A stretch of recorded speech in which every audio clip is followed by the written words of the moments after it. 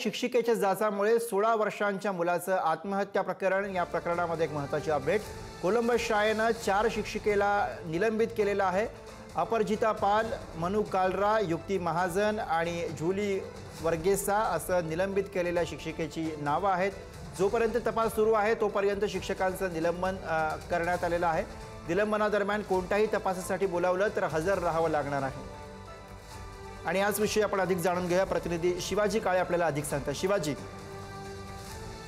शौर्य पाटील या 10वीतील विद्यार्थ्याने आत्महत्या केली होती आणि त्याने आत्महत्या करताना एक चिठ्ठी लिहिलेली आहे। त्या सुसाईड नोट मध्ये शिक्षकांच्या जाचाला कंटाळून सातत्यानं टॉर्चर केलं जात होतं, त्यामुळे मी आत्महत्या करतोय असं सांगितलं होतं। त्यामध्ये ज्या अपराजिता पाल, मनु कालरा, युक्ती महाजन, जुली वर्गीस या शिक्षिका आहेत त्यांच्या विरोधात गुन्हा दाखल करण्यात आलाय, मात्र त्यांना अद्यापपर्यंत अटक झालेली नाहीये।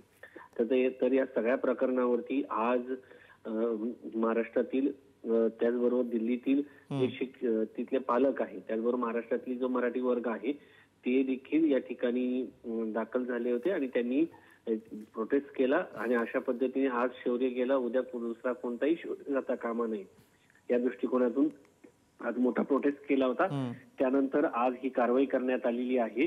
शौर्य पाटील हा महाराष्ट्रातील सांगलीतील प्रदीप पाटील यांचा चिरंजीव आहे। तो 10वी शिकत होता, मात्र त्याला वारंवार टॉर्चर करण्यात आलं। त्याच्या पालकांना देखील सांगण्यात आलं होतं की तुमच्या मुलाच्या हातामध्ये दाखला दिला जाईल, टीसी दिला जाईल असं सातत्यानं सांगितलं जायचं आणि इतरही विद्यार्थ्यांना अशाच पद्धतीने टॉर्चर केलं जातं। या सगळ्या दृष्टिकोनातून आज मोठा आंदोलन या कोलंबस शाळेच्या बाहेर करण्यात आलं होतं आणि त्यानंतर ही कारवाई करण्यात आलेली आहे। दिल्ली सरकारने देखील याच्याविरुद्ध एक समिती नेमून 3 दिवसाच्या आत या सगळ्या संदर्भामध्ये